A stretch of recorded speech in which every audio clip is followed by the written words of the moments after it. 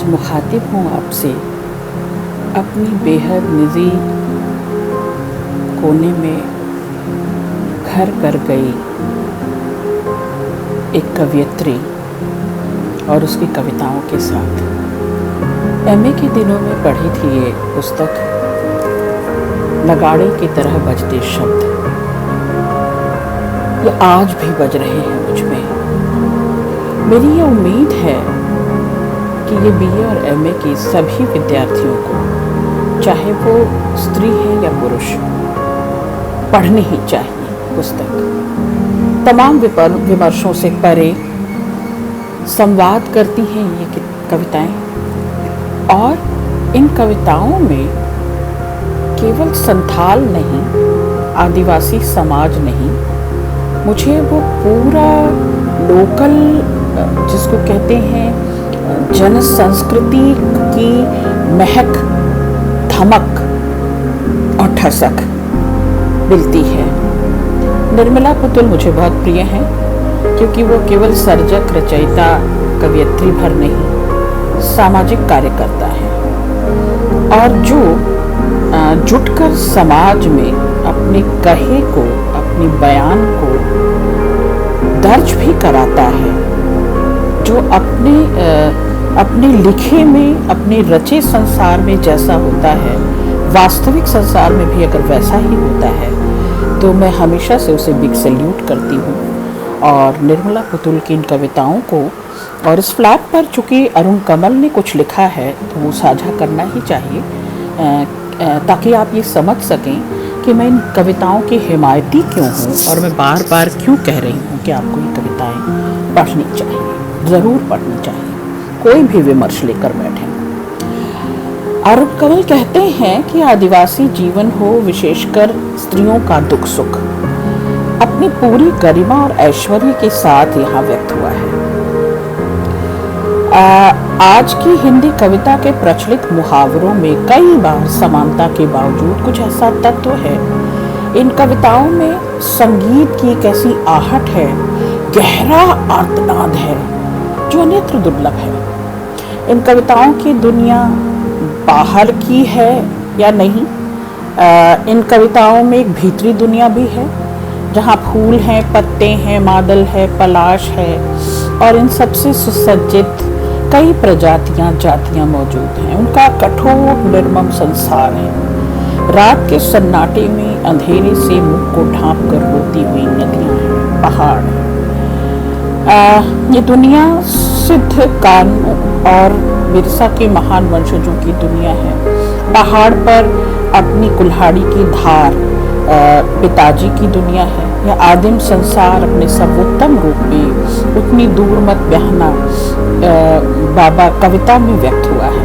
यह ऐसी कविता है जिसमें एक साथ न केवल आदिवासी समाज है, उनके लोक गीतों की मादकता है, आधुनिक भावबोध की दक्षता है, प्रतिरोध की गंभीर ध्वनियाँ इसमें मौजूद हैं। ये कविताएं स्वाधीनता के बाद हमारे राष्ट्रीय विकास के चरित्र पर प्रश्न करती हैं, सभ्यता के विकास और प्रगति की अवधारणा को चुनौती देती हैं। ये कविताएं एक अर्थ में, कई अर्थों में व्यापक हैं। जब सामाजिक, सांस्कृतिक कई घोषणाओं, उद्घोषणाओं को खारिज करती हैं और साफ साफ दिखाती हैं कि देखो, जो कुछ रचा जा रहा है, जो कुछ दिखाया जा रहा है घोषणा पत्रों में, सब कुछ वैसा ही, वैसा का वैसा नहीं है। संथाली भाषा में है, पर परंपरागत निर्मला पुतुल, क्योंकि इनका संदेश निश्चित रूप से केवल संथाल के लिए, आदिवासी समाज के लिए नहीं, बल्कि मैं तो कहूँगी अरुण कमल जी की बात में ही अपनी बात जोड़ते हुए कि वैश्विक है। दुनिया भर की औरतें, दुनिया भर की बेटियां, स्त्रियां इसमें मुखरित होती हैं, और उनका भोगा हुआ स्वाद, गंध, धमक, ठसक, जो शब्द मुझे प्रिय हैं, वो सब इसमें मौजूद है निश्चित रूप से। और उनके प्रतिरोध की जो जुबान है, उनका जो विरोध का जो स्वर है और चीज़ों को यूं ही परंपरा से चले आते हुए यूं ही स्वीकार कर लेना, अंगीकार कर लेना, उसका विरोध जो बेटियां कर रही हैं ये भी मौजूद है। तो निर्मला पुतुल जी के इस संग्रह से अरुण कमल की वो 2-3 पंक्तियां और उसके बाद में अपनी पसंद की कुछ कविताएं आपके सामने साझा करूंगी। निर्मला पुतुल के संग्रह के बारे में अरुण कमल कहते हैं, आज की तारीख के साथ कि गिरेंगी जितनी बूंदें लहू की पृथ्वी पर, उतनी ही जन्मेंगी निर्मला पुतुल हवा में मुट्ठी साधे, हवा में मुट्ठी बंधे हाथ लहराते हुए। तो ये लहराते हुए हाथ, ये मुट्ठी बांधना और ये प्रतिरोध करना और बार बार लहू की छींटों से, विरोध से, हिंसा से, क्रूरता से ऐसी कई निर्मला पुतुल को जन्म देना इस धरा की, वसुंधरा की, सृष्टि की पेशकश होगी। मैं अपनी कुछ प्रिय कविताओं के साथ आपको सबसे पहली कविता जो सुनाती हूँ मैं, अपनी ज़मीन तलाशती बेचैन स्त्री। ये हर उस बेचैन स्त्री की कथा है जो केवल आदिवासी समाज में नहीं है, बल्कि कई सवर्ण समाज में भी इस तरह की बेचैनी, इस तरह की छटपटाहट और नेपथ्य में किए जाने की व्यथा, पीड़ा मौजूद है। आप खुद ही देखिए। कविता है अपनी ज़मीन तलाशती बेचैन स्त्री। यह कैसी विडंबना है कि हम सहज अभ्यस्त हैं एक मानव पुरुष दृष्टि से देखने स्वयं की दुनिया। मैं स्वयं को स्वयं की दृष्टि से देखते मुक्त होना चाहती हूँ अपनी जाति से। क्या है मात्र एक स्वप्न के स्त्री के लिए घर, संतान और प्रेम? क्या है मात्र एक स्वप्न के स्त्री के लिए घर, संतान और प्रेम? एक स्त्री यथार्थ में जितना अधिक घिरती जाती है, इससे उतना ही अमूर्त होता चला जाता है सपने में वह सब कुछ। अपनी कल्पना में हर रोज एक ही समय में स्वयं को हर बेचैन स्त्री तलाशती है, घर, प्रेम और जाति से अलग अपनी एक ऐसी जमीन जो सिर्फ उसकी अपनी हो, अपनी एक ऐसी जमीन जो सिर्फ उसकी अपनी हो, एक उन्मुक्त आकाश जो शब्द से परे हो, एक हाथ जो हाथ नहीं उसके होने का आभास हो, एक हाथ जो हाथ भर नहीं उसके होने का आभास हो। साथियों, ये कविता थी। अब एक दूसरी कविता, क्या हूँ मैं तुम्हारे लिए। सुनिएगा, हम इस पर फिर बात करेंगे। क्या हूँ मैं तुम्हारे लिए एक तकिया कि कहीं से थका मांदा आया और सिर टिका दिया।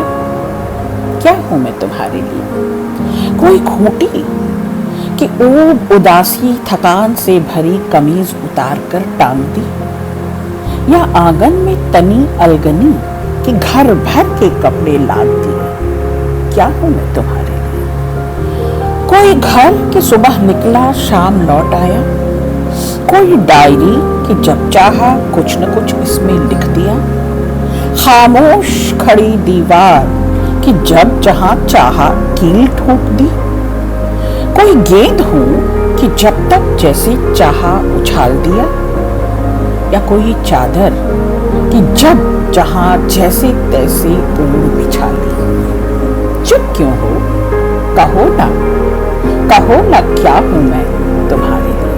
कहो। तमाम विमर्शों से परे ये सवाल गूंजते हैं बार बार नगाड़े की तरह, और ये नगाड़ा, ये द्वंद और ये उस उठाता हुआ भीतर का अंतर्द्वंद, साथियों, ये गूंज, ये अनुगूंज आज तक मुझे बेचैन किए हुए है। एमए के उन दिनों से भी आज लगभग 25 वर्ष बाद भी आज भी उतनी ही आंदोलित हो जाती हूँ इन कविताओं को जब जब पढ़ती हूँ, जीती हूँ। एक और ज़रूरी कविता, अपने घर की तलाश में। स्त्री का कोई अपना कोना, अपना कोई स्पेस, अपना कोई घर होता है क्या? निर्मला पुतुल का ये वाजिब सवाल, अपने घर की तलाश में। अंदर समेटे पूरा का पूरा घर, मैं बिखरी हूँ पूरे घर में, पर यह घर मेरा नहीं है। मैं बिखरी हूँ पूरे घर में, पर यह घर मेरा नहीं है। बरामदे पर खेलते बच्चे मेरे हैं, घर के बाहर लगी नेम प्लेट मेरे पति की है। मैं धरती नहीं पूरी धरती होती मेरे अंदर, मैं धरती नहीं पूरी धरती होती है मेरे अंदर, पर यह नहीं होती मेरे लिए। कहीं कोई घर नहीं होता मेरा, बल्कि मैं होती हूँ स्वयं एक घर, जहाँ रहते हैं लोग निर्लिप्त, गर्भ से लेकर बिस्तर तक के बीच कई कई रूपों में। कहीं कोई घर नहीं होता मेरा, बल्कि मैं होती हूँ स्वयं एक घर, जहाँ रहते हैं लोग निर्लिप्त, गर्भ से लेकर बिस्तर तक के बीच कई कई रूपों में। धरती के इस छोर से उस छोर तक मुट्ठी भर सवाल लिए मैं दौड़ती हाफती भागती तलाश रही हूँ सदियों से निरंतर। दौड़ती भागती हाफती तलाश रही हूँ सदियों से निरंतर, अपनी जमीन अपना घर अपने होने का अर्थ। अपनी जमीन अपना घर अपने होने का अर्थ। तो साथियों, निर्मला पुतुल को आप देख रहे हैं कि ये तलाश अब भी ज्यों की त्यों बरकरार है। हमारे आप जैसी स्त्रियां आज भी कह सकती हैं कि वो स्पेस, वो ज़मीन, वो तिनका भर आसमान, वो टुकड़ा भर ज़मीन आज भी मैसर नहीं हमें। हम सोचती हुई स्त्रियां तो और अधिक इससे पीड़ित हैं, बेचैन हैं, जो केवल ओढ़ने बिछाने भर से अपने को मीनिंगफुल सार्थक नहीं समझती, जो समझती हैं कि हमारा होना दर्ज होना चाहिए। वो सभी स्त्रियां नगाड़े की तरह बजते शब्द में बज रही हैं। मेरी ही पसंद की एक चौथी कविता, 5 कविताएं सुनाऊंगी आपको। चौथी कविता है माँ के लिए ससुराल जाने से पहले। मेरा ख्याल है कि ये संग्रह जिसने पढ़ा होगा, ये कविता हर उसको पसंद आई होगी, वो स्त्री हो या पुरुष, कोई हो, ये कविता पसंद आई ही होगी। हर माँ और बेटी का आपसी संबंध इसमें गुथा है।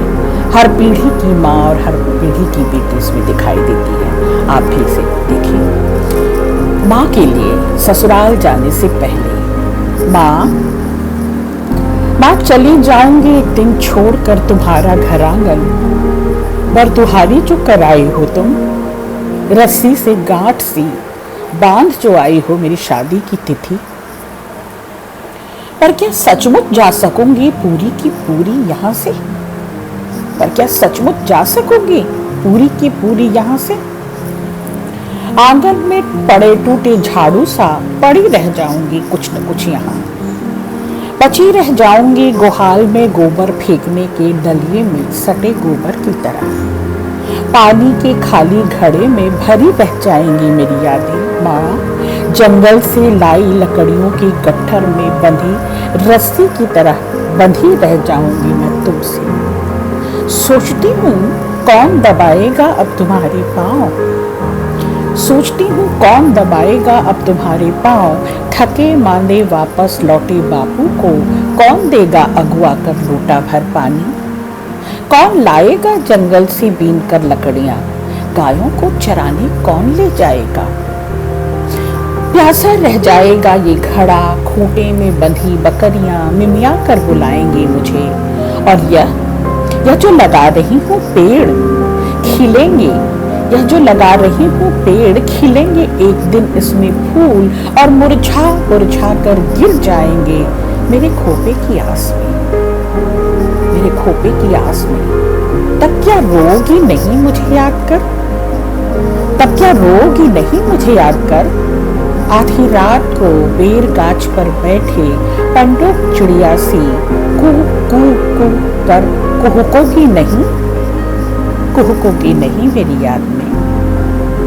बड़का भैया तो डूबा रहेगा हड़िया में, छुटका छुटका गुलेल लेकर पड़ा रहेगा चिड़िया चिरगुन के पीछे।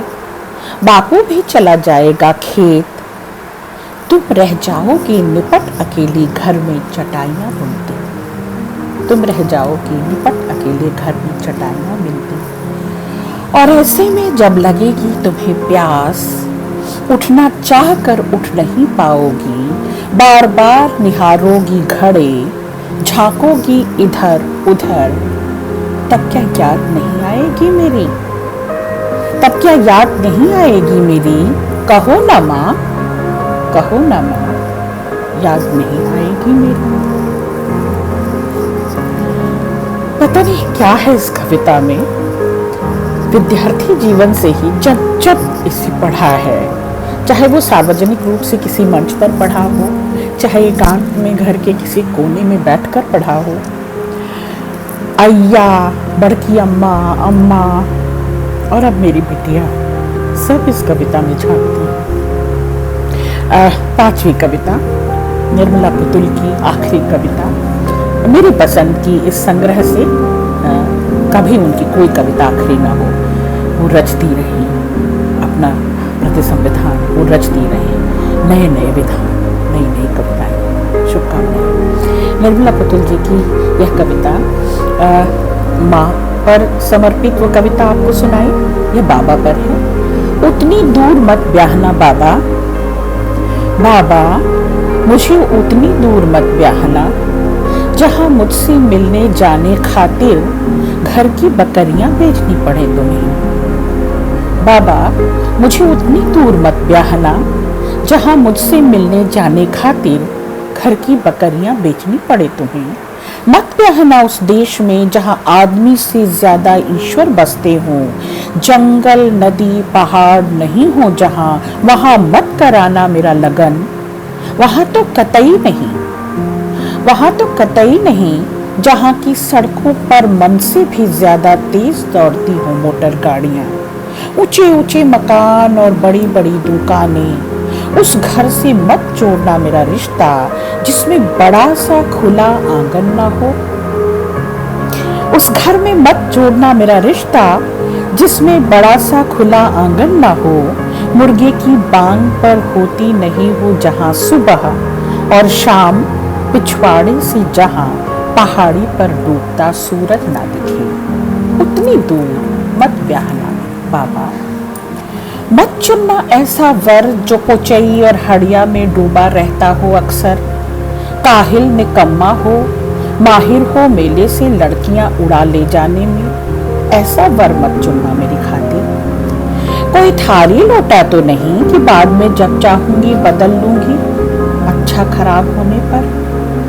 जो बात बात में बात करे लाठी डंडा की, निकाले तीर धनुष कुल्हाड़ी, अब चाहे जब चाहे चला जाए बंगाल असम या कश्मीर। ऐसा वर नहीं चाहिए, ऐसा वर नहीं चाहिए।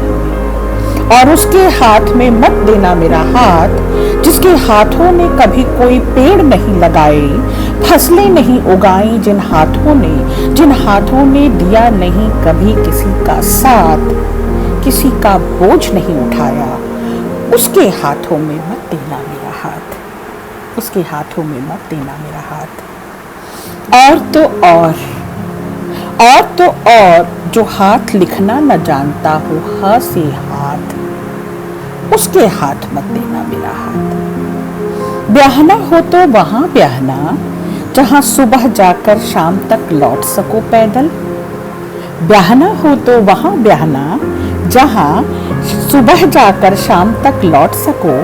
मैं जो कभी दुख में रोऊं इस घाट, तो उस घाट नदी में स्नान करते तुम सुन कर आ सको मेरा करुण विलाप। महुआ की लट और खजूर का गुड़ बनाकर भेज सको संदेश खातिर तुम्हारी। उधर से आते जाते किसी के हाथ भेज सकूं कद्दू कोहड़ा खिक्सा बरबट्टी, समय समय पर गोगो के लिए। मेला हाट बाजार आते जाते मिल सके कोई अपना, जो बता सके घर गांव का हालचाल। चितगबरी गैया के बियाने की खबर दे सके जो कोई उधर से गुजरते। ऐसी जगह मुझे ब्याहना बाबा, ऐसी जगह मुझे ब्याहना। उस देश में ब्याहना जहां ईश्वर कम आदमी अधिक बसते हो। उस देश में ब्याहना जहां ईश्वर कम आदमी अधिक बसते हो। बकरी और शेर एक घाट पानी पीते हो जहां, वहीं ब्याहना बाबा, वहीं ब्याहना मुझे, उसी के संग ब्याहना जो कबूतर के जोड़े और पंडूक पक्षी की तरह रहे हरदम साथ साथ। उसी के साथ ब्याहना जो कबूतर के जोड़े और पंडूक पक्षी की तरह रहे हरदम साथ, घर बाहर खेतों में काम करने से लेकर रात सुख दुख बांटने तक। चुनना वर ऐसा, चुनना वर ऐसा जो बजाता हो बांसुरी सुरीली और ढोल मादल बजाने में हो पारंगत। वसंत के दिनों में ला सके जो रोज मेरे जोड़े के खातिर तलाश के फूल। वसंत के दिनों में ला सके जो रोज मेरे जोड़े के खातिर तलाश के फूल, जिससे खाया नहीं जाए मेरे भूखे रहने पर, जिससे खाया नहीं जाए मेरे भूखे रहने पर। उसी से ब्याहना मुझे, उसी से ब्याहना बाबा। हर अम्मा बाबा को समर्पित, हर बेटी को समर्पित नगाड़े की तरह बजते शब्द ये गूंज जाए चतुर्दिक, चारों ओर चहुओर पसर जाए इसकी आवाज गूंज अनगूंज, बहरों तक पहुंच जाए इसकी चोट थाप मार, अंधों को भी दिखाई दे जाए इसकी भीतर की छटपटाहट और मर्म। निर्मला पुतुल की इन्हीं कविताओं के साथ आज आपका बहुत बहुत शुक्रिया।